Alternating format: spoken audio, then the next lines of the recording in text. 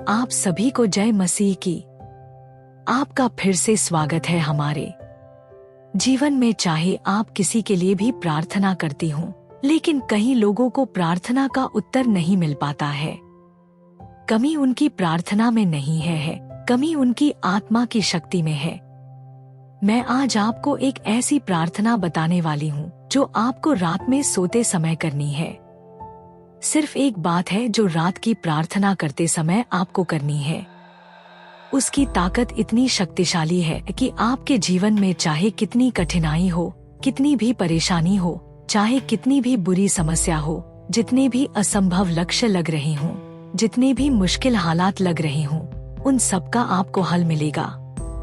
आपको सिर्फ प्रभु यीशु के ऊपर, उनके वचनों के ऊपर पूरे मन से भरोसा रखना है और प्रार्थना करते समय मैं जो बात बताने वाली हूँ, उसे करने के बाद आपके जीवन में जो चमत्कार होंगे, ऐसी चीजें होंगी जिसे देखकर आप यकीन नहीं कर पाओगे कि क्या मेरे साथ ऐसा भी हो सकता है। आपको अपनी आँखों पर विश्वास नहीं होगा, ऐसी चीजें आपके जीवन में होंगी। तो पहले जान लो कि आपको यह प्रार्थना कैसे और कब करनी है। आप हर रोज जो प्रार्थना करती हैं, उसी तरह आपको नहीं करना है। ना ही आपको दिन में 3-4 बार करना है। यह प्रार्थना आपको रात को सोते समय करनी है। मतलब आपकी आंखें बंद हो रही हों, आप नींद में जा रही हों, उसी समय अपने बिस्तर में सोते समय अपने मन में करनी है। यह प्रार्थना सोते समय ही क्यों करनी है, उसके पीछे का कारण जान लो। हमारा दिमाग 2 भागों में बंटा हुआ है। एक है चेतन मन, कॉन्शियस माइंड, और दूसरा है अवचेतन मन, सबकॉन्शियस माइंड। चेतन मन जो है एक लॉजिकल माइंड है। वह लॉजिक ढूंढता है। जैसे कि आप अपनी जिंदगी में बहुत पैसा कमाना चाहती हैं, लेकिन आप अभी बेहद मेहनत कर रही हैं और आपके पास अभी कुछ भी पैसे नहीं हैं। लेकिन आप ऐसा सोचती हैं कि मेरे पास लाखों रुपए हैं, तो हमारा चेतन मन जो है इस बात को रोक देगा।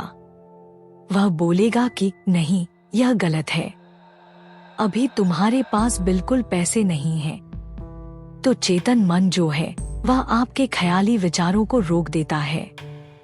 अक्सर आपके पास वह चीज है ही नहीं जिसके बारे में आप सोच रही हैं।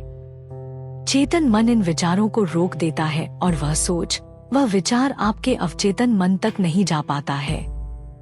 और जो हम सोचते हैं वो हमारे अवचेतन मन में नहीं जाएगा, तो वह बात हमारे जीवन में नहीं होगी, वह हमारे बाहर की दुनिया में नहीं होगी। तो सोने से पहले ही हमें यह प्रार्थना क्यों करनी है? तो सोने से पहले हमारा चेतन मन जो है वह कमजोर हो जाता है, उसकी शक्ति कम हो जाती है, वह काम करना बंद हो जाता है, और हमारा अवचेतन मन है उसकी शक्ति बढ़ जाती है। वह अपने पूरे शरीर पर हावी हो जाता है, और हम जब 7 से 8 घंटे सो रहे होते हैं, तब हमारे सिर्फ अवचेतन मन काम कर रहा होता है। इसीलिए मैं आपसे कहती हूँ कि रात को सोते समय नेगेटिव चीजों, नकारात्मक विचारों से दूर रहो, क्योंकि वही विचार, वही नेगेटिव चीजें आपके मन में 7 से 8 घंटे चलती हैं, और वैसी ही नकारात्मक चीजें हमारे जीवन में होती हैं। इसीलिए हमें रात को सोने से पहले प्रार्थना करनी है, और जैसा मैं बताने वाली हूँ उसी तरह से करनी है। तो आपको प्रार्थना कैसे करनी है? आपको यह प्रार्थना अपनी आत्मा की शक्ति, अपने मन की शक्ति से करनी है। जैसे कि हम अपने मन में सोचते हैं कि हम एक सक्सेसफुल इंसान बने, हमारे पास पैसे आएं, हम एक सुखमय जीवन बिताएं। इस समय आप जो भी हों, लेकिन भविष्य में आप खुद को जो बनते देख रही हैं, खुद को एक सक्सेसफुल इंसान बनते हुए देखना चाह रही हैं। आप किससे शादी करना चाह रही हैं, कुछ पैसे कमाना चाह रही हैं, नौकरी चाह रही हैं, कुछ बिजनेस करना चाह रही हैं, सुखी जीवन जीना चाह रही हैं। इस समय आपके मन की शक्ति मदद करती है कि आप जो अपने भविष्य में खुद को देख रही हैं, बिल्कुल वैसा ही आपके जीवन में हो। जब हम अपने मन की शक्ति को ध्यान में रखते हुए प्रार्थना करते हैं, तो कायनात आपको मदद करेगी। आपको ऐसे लोग मिलाएगी जो आपको सक्सेसफुल बनाने में, संघर्ष हटाने में, जो भी आप चाहें वह चीज करने में आपकी मदद करेंगे और आप जो चीज चाहती हैं वह आपको जरूर मिलेगी। तो प्रार्थना कैसे करनी है मैं आपको बताती हूँ। पहले आपको स्वर्गीय पिता परमेश्वर से प्रभु यीशु के नाम पर प्रार्थना करनी है। उनसे कहना है कि हे मेरे पिता परमेश्वर, मैं प्रभु यीशु के नाम से प्रार्थना करती हूँ। मैं धन्यवाद देती हूँ कि वह समस्या पहले से ही हल हो चुकी है। प्रभु, मैं धन्यवाद करती हूँ कि आपने उस समस्या को पहले ही हल कर दिया है, वह पहले ही हल हो चुकी है। इस बात को आपको अपने पूरे मन से, पूरे विश्वास से बोलना है, क्योंकि प्रभु का बाइबल वचन हमसे कहता है। मत्ती 17 यीशु ने उनसे कहा, तुम्हारे अल्पविश्वास के कारण, क्योंकि मैं तुमसे सच कहता हूँ कि यदि तुम्हारा विश्वास राई के दाने के बराबर भी हो तो तुम इस पहाड़ से कहोगे, यहाँ से हटकर वहाँ चला जा, तो वह चला जाएगा, और तुम्हारे लिए कुछ भी असंभव न होगा। इसीलिए इस बात को पूरे विश्वास से करना है और आपकी जो भी समस्या है वह आपको बोल देनी है। जैसे कि आपके जीवन में पैसे की समस्या चल रही है तो आपको बोलना है कि हे प्रभु, मैं आपका धन्यवाद करती हूँ कि आपने मेरे जीवन में चल रही पैसे की समस्या को हल कर दिया है, वह हल हो चुकी है। इस बात को बार बार अपने मन में बोलते रहना है।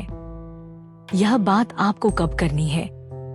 जब आप सो रही हो, आपकी आंखें बंद हो रही हैं, आप नींद में चले जा रही हो, तब यह बात आपको बार बार अपने मन में बोलनी है। ध्यान दीजिए, जब हम बोलते हैं कि हे प्रभु, मैं आपका धन्यवाद करती हूँ कि वह समस्या पहले से ही हल हो चुकी है, तो आपका चेतन मन लॉजिक ढूंढेगा, कारण ढूंढेगा। वह बोलेगा, कैसे होगा, कब होगा, कैसे हुआ, कैसे हो सकता है। तब यह हमारा काम नहीं है। तभी हम सो जाते हैं, तब हमारा अवचेतन मन काम करता है। तभी हमें यह बातें बोलनी है। वह काम है हमारे मन की शक्ति का, वह काम है प्रभु यीशु का, वह काम है हमारे स्वर्गीय पिता का कि कब होगा, कैसे होगा।